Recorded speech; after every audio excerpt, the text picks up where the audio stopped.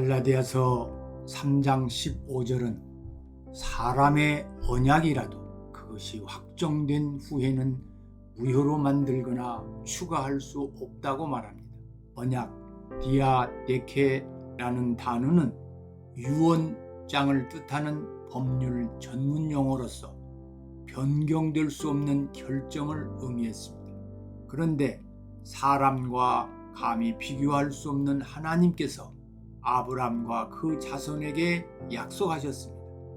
갈라디아서 3장 16절에 그 자손들이 아니라 내 자손이라 표현하신 그 약속들은 그리스도를 통해 성취된 만민 구원의 약속입니다.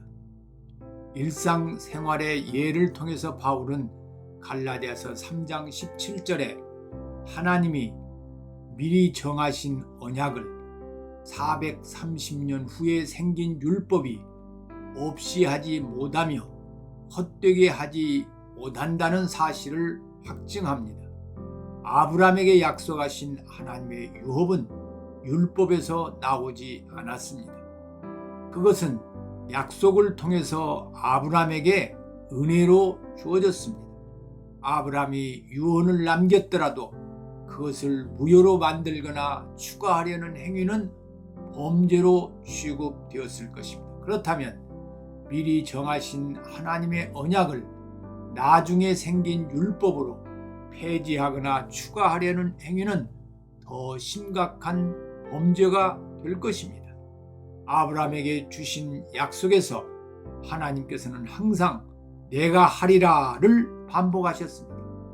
아브라함은 아무것도 할 것이 없이 유업을 거저받았습니다. 하나님의 백성은 이처럼 처음부터 유업을 오직 은혜로 받았습니다. 은혜를 율법으로 바꾸려 하거나 율법으로 보충하려는 행위는 하나님의 언약을 날조하려는 대단히 심각한 범죄입니다. 모든 것을 하나님께서 하셨으며 우리는 거저 받았다는 은혜의 사실을 믿고 신뢰할 때 성도는 가장 하나님 백성답게 살 수 있습니다. 하나님의 은혜를 붙들수록 감격과 감사의 마음이 되고 자연스럽게 율법의 정신을 삶 속에 구현하면서 살아가게 됩니다. 반면에 하나님의 언약에 대한 신뢰가 떨어지면 오직 은혜로 사는 삶이 불안하게 느껴지고 율법의 행위를 추가하려는 유혹에 빠지게 됩니다. 내가 뭔가를 해야지라는 미련한 생각에 사로잡히고 그의 마음은 어두워집니다. 내가 무엇을 했는지에 따라 교만과 절망에 빠지기를 반복하게 됩니다. 저주받은 이런 마음과 함께 하나님의 백성다운 모습도 그의 생활 속에서 점점 사라지게 됩니다. 모세가 율법을 받을 때는 반복해서 들었던 말이 너는 무엇 할지라 이었습니다. 아브라함의 약속 말씀과 정반대입니다. 그래서 율법의 원리를 받아들이면 마음은 끊임없이 너는 무엇을 하라고 요구합니다. 이것을 한 후에도 저것을 해라, 또 저것도 해라, 끊임없이 채찍질하고 정죄합니다. 나는 아무것도 할 수 없다는 것을 인정하고 다시 하나님의 은혜만을 붙들 때까지 율법의 저주에서 벗어날 수 없습니다. 은혜만으로는 방탕해질 것처럼 불안해지는 것은 마귀의 유혹입니다. 방탕한 자도 은혜를 깨달을 때 변한다는 것이 진리이기 때문입니다. 하나님의 백성은 처음부터 오직 은혜로만 사는 존재였습니다. 오직 은혜의 원리를 굳게 신뢰할 수 있기를 바랍니다. 갈라디아서 3장 19절에 그러면 율법은 무엇입니까? 악인과 불신자들에게 있어서 율법은 죄를 억제하는 기능이 있습니다. 죄를 범했을 때 치러야 할 형벌에 대한 두려움이나 수치심 때문에 마음에 품은 죄를 실행으로 옮기지 못하게 됩니다. 율법의 이러한 기능은 사회를 유지하기 위해서 꼭 필요합니다. 하지만 율법이 마음에 품은 욕망까지 제거해 주는 것은 아니어서 율법이 억제시킬수록 악인과 불신자들의 마음에 욕망은 더욱 강렬해집니다. 그러므로 빛보다 어둠을 사랑하는 인간은 율법을 싫어하고 대적합니다. 그러면 은혜의 원리를 붙들고 살아가는 하나님의 백성에게 율법은 무엇입니까? 바울은 갈라디아서 3장 19절에 범법함으로 더하여 진 것이라 했습니다.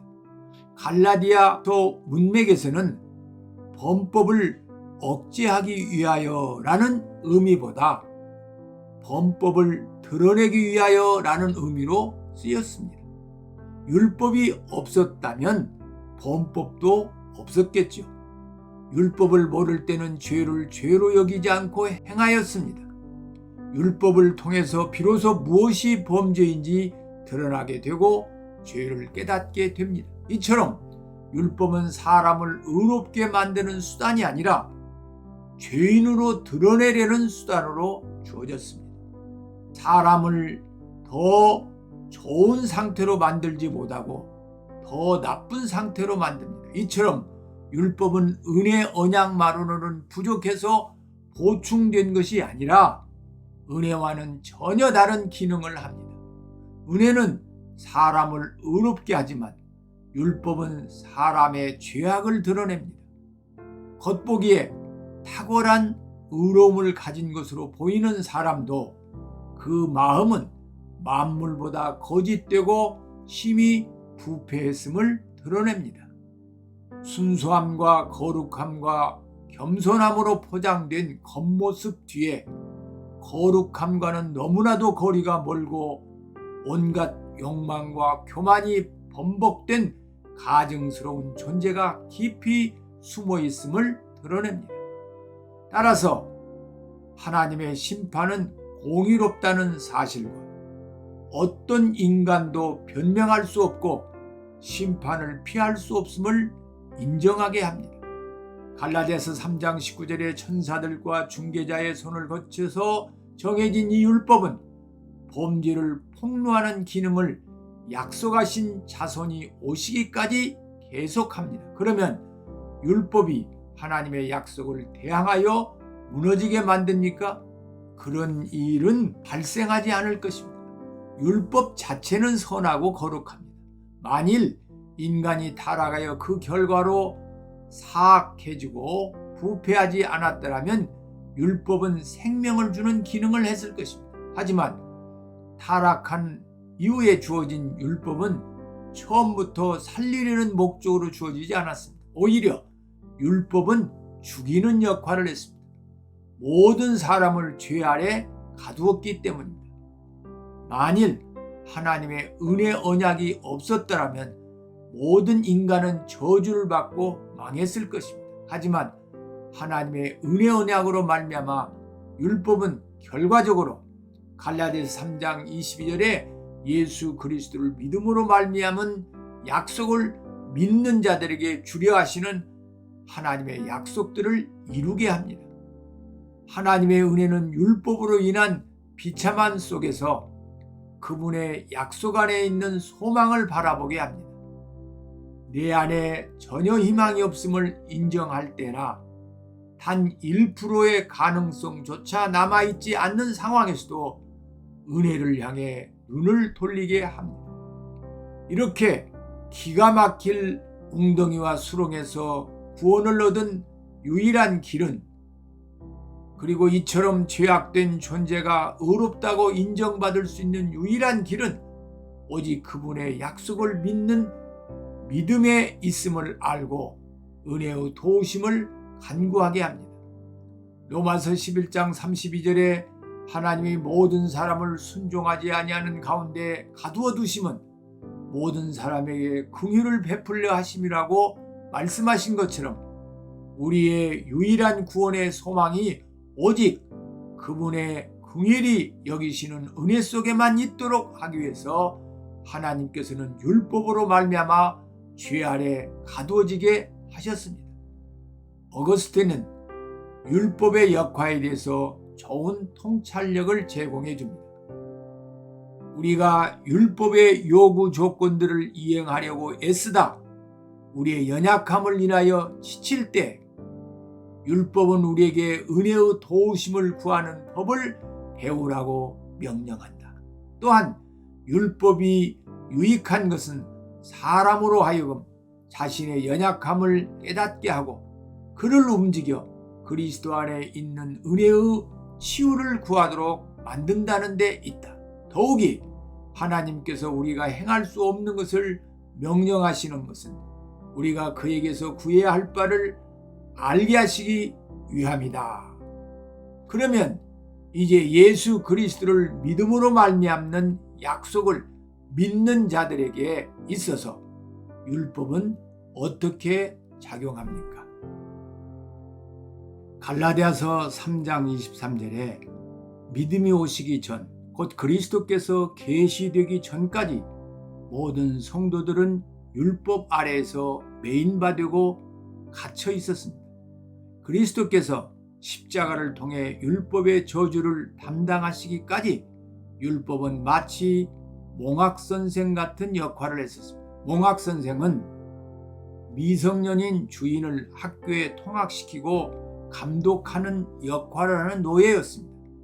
잔인할 정도로 가혹한 경우도 종종 있었고 보통 손에 회초리나 몽둥이를 들고 있었다고 합니다.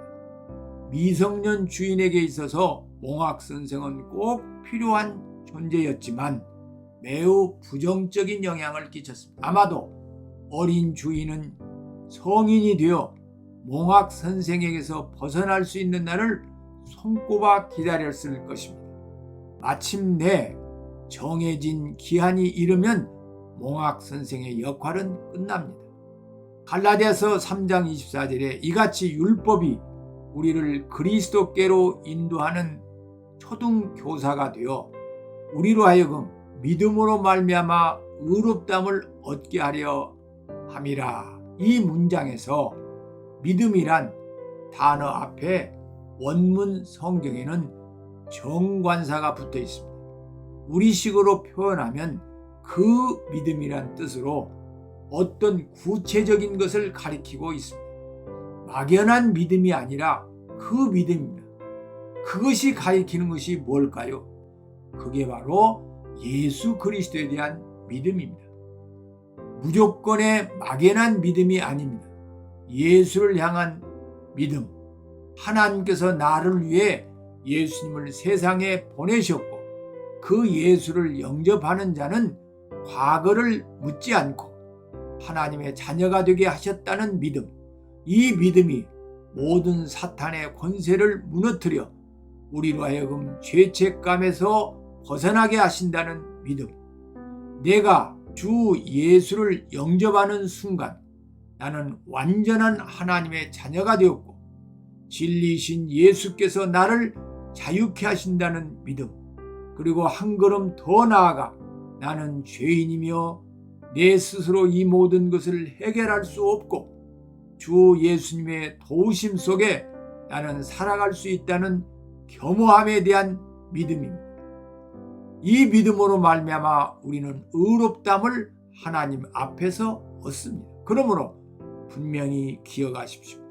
도덕이 나를 건져주는 것이 아닙니다. 윤리가 나를 구원해 주는 것이 아닙니다. 깨달음이 나를 구하여 주는 것이 아닙니다.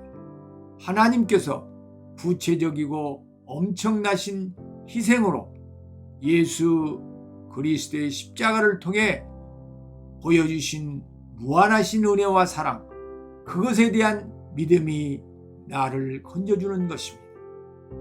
갈라디아서 3장 25절에 믿음이 온 후로는 우리가 초등교사 아래 있지 아니하도다고 말합니다.